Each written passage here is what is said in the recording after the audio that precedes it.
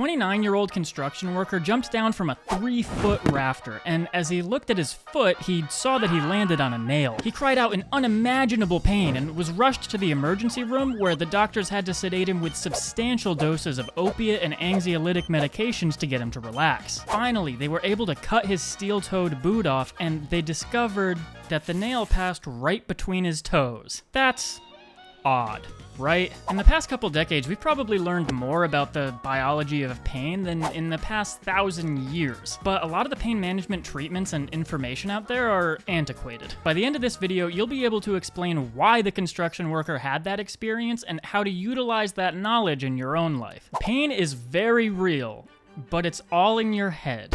Alright, Mimir, I'm just gonna say it. That sounds like garbage. If you put your hand on the stove, your hand gets burned. Something happened to your body. You didn't imagine the pain. René Descartes was a French guy who lived 400 years ago, and he said, "Oh, ha ha ha ha," which translates to, you know, I feel like the mind, and sometimes the brain, I guess, is different from the body. And people were like, yeah, I agree with that. That makes sense to me. This idea resonated so strongly with people and was so influential, it still provides the basis for many treatments of pain. Now, imagine a world where this mind-body split does not exist.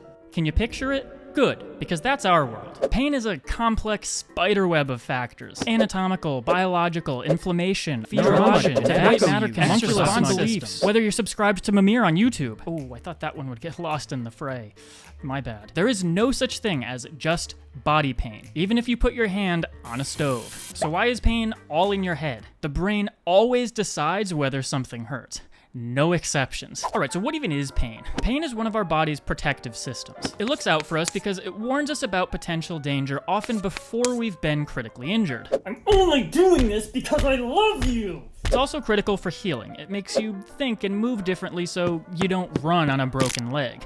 Rarely, people are born without pain and they don't have good outcomes. Their body doesn't alert them to acute appendicitis, for example. But pain is pretty weird. Metastatic cancers might not be painful, but heartbreak or grief can be debilitating. Lower back pain is incredibly common, but research shows that the degree of nerve and disc damage seldomly relates to the amount of pain experienced. The most common cause of back pain is actually having really bad teammates.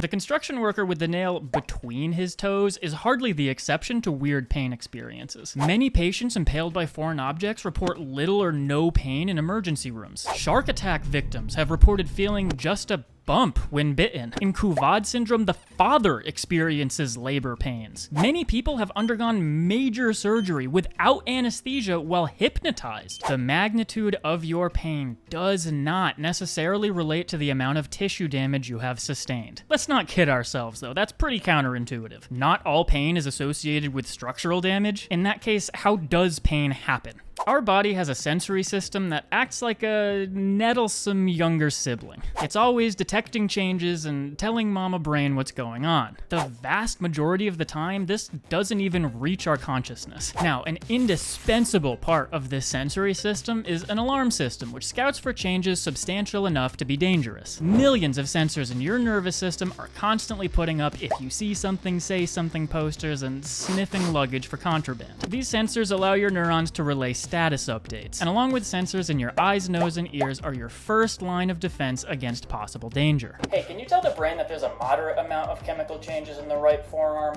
Okay?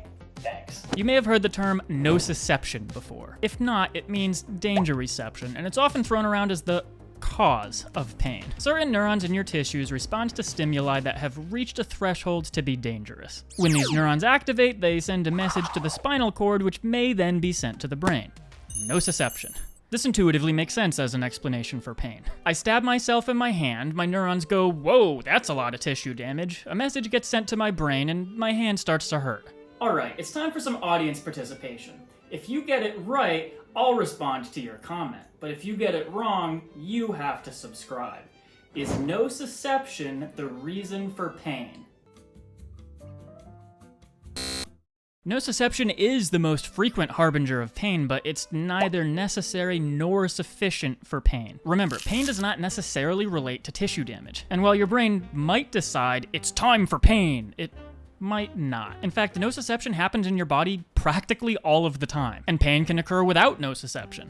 In a study, researchers placed subjects' heads in a pain simulation torture chamber, and the subjects reported an increase of pain that aligned with the intensity of the simulation, even though nothing happened. There's also phantom limb pain. Those body parts don't even exist. You can actually make people feel pain in a rubber hand, even if they have all of their limbs. The longing for an answer to pain has also created the idea of pain receptors, pain nerves, or a pain center in the brain. You might even hear these terms from medical professionals, but nothing in the body's sole purpose is to go, "Hey, create pain, do it, now!" Pain involves many systems, and the context of a pain experience is really important. The brain has to measure danger messages against a ton of other information, including its own memory, and try to respond in an appropriate manner. One of those responses could be pain. Remember, pain is a protective mechanism. It's supposed to make you take action. If your body decides it's not best for your survival to feel pain, you won't. It wouldn't help to escape from the shark to have debilitating pain that prevents you from swimming away. But you might have pain once on the beach that prompts you to go to the ER, but it can obviously be unpredictable and weird. Why do paper cuts hurt so much? Why does pain hurt more if you're told it's hot than cold? There is one well-documented type of pain we haven't discussed yet. The pain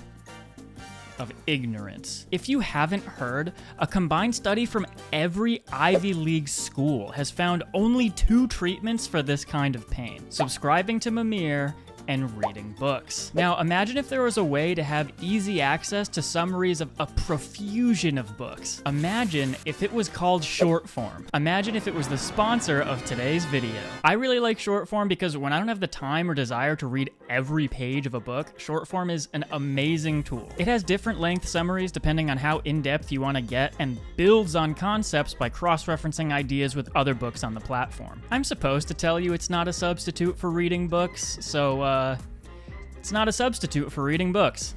I do seriously like it, and I think it's worth checking out. And if you go to shortform.com/Mimir, you get a free trial and 20% off the annual subscription. The link's in the description. There's one last thing you need to understand about how pain is all in your head. It's called the homunculus. The homunculus is a representation of the body in the brain. The cartographer was underpaid and resentful though, so it's not to scale. More sensitive parts of the body, like the face and the hands, occupy more space in the homunculus than they do in real life. That's crazy, right? Can you imagine if our world map was disproportionate? Not only that, the homunculus is different for everyone and always changing. For example, a minor finger injury will hurt more for a violinist than a dancer. Braille users have larger index fingers in their homunculi, but they shrink within a couple days of not reading Braille. If you kept touching your nose, the nose in your homunculus would grow larger and become more sensitive. With chronic pain, something called smudging of the homunculus can occur, so the pain can become less accurate and spread to other parts of the body from this virtual map. So, what can you do with this info? The key takeaway is to take pain seriously, but not literally. If you or someone you know is managing chronic pain, it can be comforting just to know that your pain experience does not necessarily mean you're getting worse. It doesn't necessarily mean you're in more danger than when your pain was less severe. The life of the sensors we've been talking about is luckily pretty short, and your sensitivity to pain is not fixed. It's also natural for pain to fluctuate, and when the brain has produced chronic pain for so long, it gets really good at producing it. And pain doesn't necessarily mean anything except for gain, of course. Remember the construction worker with the nail in his boot. It is tempting to think of pain as a simple experience with a simple cause. Just fix the biological problem and the pain will go away. But it's not always that easy. We take an enormous amount of painkillers a day, and some of them are even prescribed. But did you know the shape of the tablets matters? Transparent capsules with colored beads work better than capsules with white beads, which work better than colored tablets, which work better than square tablets with corners missing, which work better than round tablets, which work better than punching yourself in the face. Other pain can make your pain worse. A lack of exercise can make your pain worse. Allergies can make your pain worse. Sickness can make your pain worse. A lack of sleep can mimic myofascial pain. Anxiety, depression, PTSD, job satisfaction, tobacco, genetics are all factors that can influence your pain. And stress is a killer. Pain is learned through association. When you're stressed, the brain gets sensitized, and it prepares to remember what's about to happen happen because it's in danger mode. Now you have a trigger for pain that might not have anything to do with tissue damage. It could be thoughts or places. And unlearning a trigger necessitates patient, deliberate effort. I'm not saying that if you meditate and jog every day, you'll be pain-free, but your mental state does undeniably have a huge impact on your relationship with pain. In a study, they lured participants by telling them they would get to eat German forest cake, but instead put the cold virus in the subject's noses. Then the researchers looked at cytokine development. These cytokines are called interleukins, and they're the body's immune response to getting sick. And they determine how sick you feel. The more cytokines, the more severe you feel a cold is. And you can measure cytokines with nasal swabs. Subjects who practice cognitive reappraisal, saying things like, "I felt this bad before, and I've always gotten better," or "You're gonna get through this," or even just "Suck it up, I'm gonna destroy this cold," not only felt better subjectively, but also had fewer cytokines than participants who didn't practice cognitive reappraisal. If you're interested in taking this understanding to the next level, I highly recommend you watch this video, which will teach you to become unflappable. In the meantime, if you like this content, please consider subscribing.